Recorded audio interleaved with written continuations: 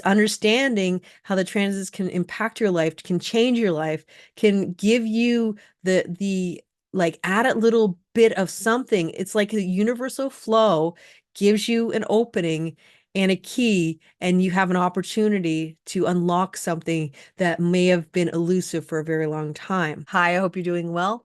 I wanted to pop in today and talk about something that might be considered quite controversial, but I thought I would just talk about it and give my 2 cents about it, because I know that a lot of people talk about conditioning and being conditioned and those types of things. And in human design, conditioning is a big deal. And there's also this kind of idea of deconditioning and sort of moving through energy that is not your energy. So, for instance, if you are somebody who doesn't normally have a defined sacral and you're always trying to work like you do have a defined sacral because you grew up in a household with a lot of people who had sacral energy generator types, um, then there's potential for burnout and all those types of things. And I absolutely fully align with that truth.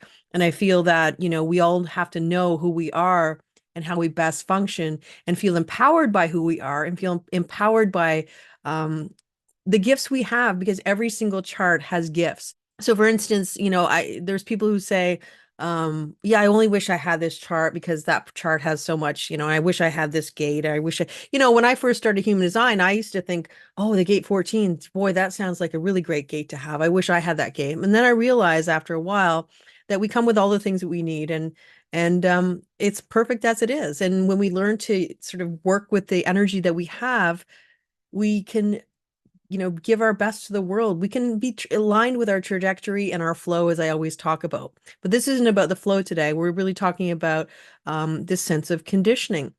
And so, yes, conditioning as trying to have energy that is not really something that is part of your energy, using energy in a way where you think it's always going to be available at your fingertips. So if we look at, for instance, the will center, a lot of people don't have a defined will center.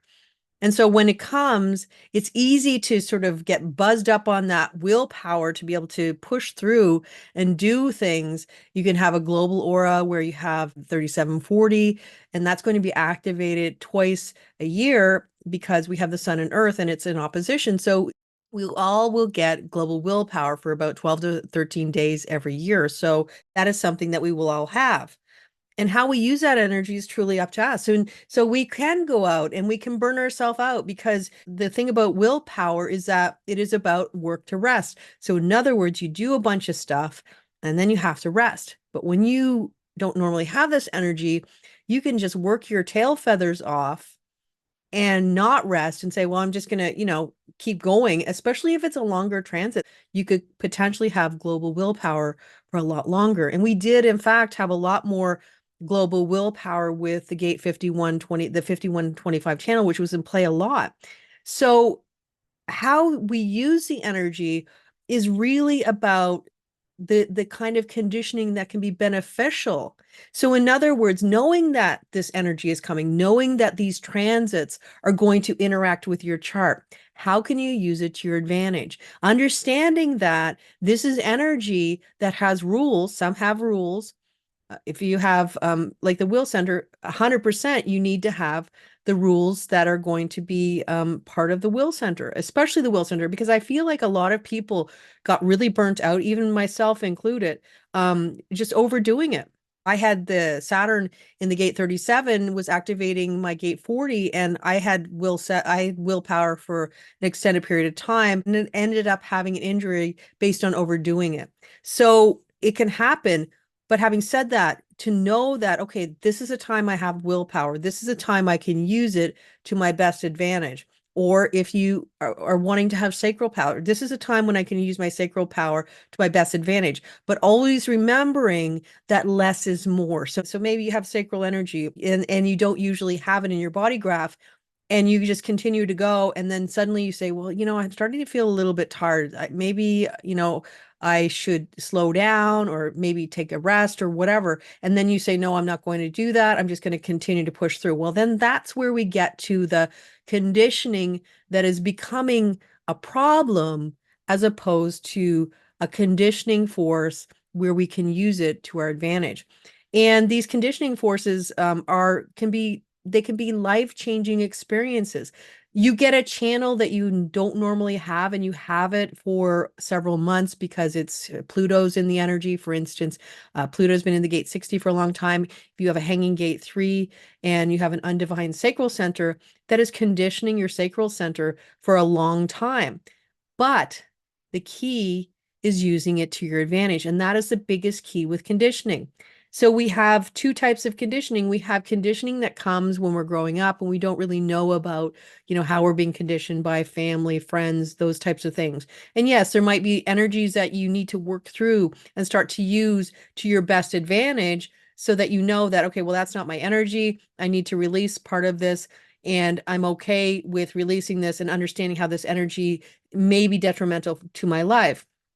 But going forward, you can look at the transits of planets and how they're going to interact with your chart and use that energy to your benefit. And that is the key, to use it to your benefit. So this is conditioning that you can use to your benefit as opposed to it using you. And that is always going to be the main energy that you want to connect with, something that is going to be beneficial, that is going to be empowering, that's going to give you an upper hand or an advantage in your trajectory, because it all comes to everybody at a certain time. So you have a universal opening.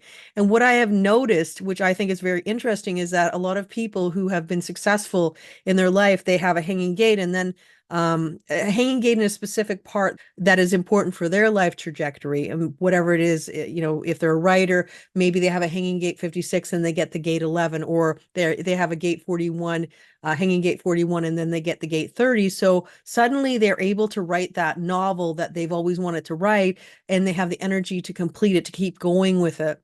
Um, and I've seen that, like, there's a lot of people, for instance, the person who wrote The Secret, Rhonda Byrne, she was having some very interesting transits when she was writing The Secret, or finding all the information, and all those kind of mystical things happened in her life.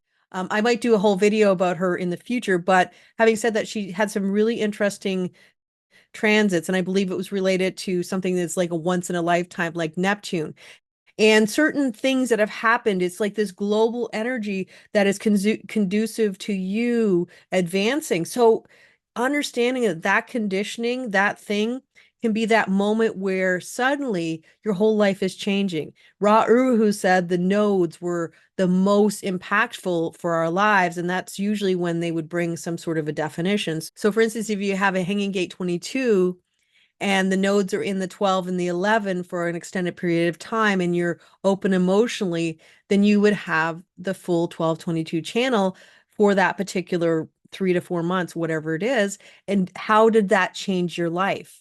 If it, especially if you had like an open throat, and suddenly you're having a voice of individuality and those types of things. So that is what I look at when I look at conditioning.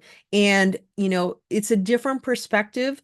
And so it's not putting all the eggs in one basket and saying, this is the only conditioning is bad, bad, bad. Because, in a lot of times that I've listened to Ra Uruhu's recordings, he's oftentimes said that conditioning is not all bad. If you are using it to your advantage, and this is literally what my whole focus and what I've been putting all my energy into for several years now. So with that said, I hope you have a wonderful day, and I will be back again soon. And please leave comments and what you think, and maybe some conditioning moments that you've had, both on what you feel was not positive and the things that you felt may have been positive in your life trajectory. And until next time, take care and bye for now.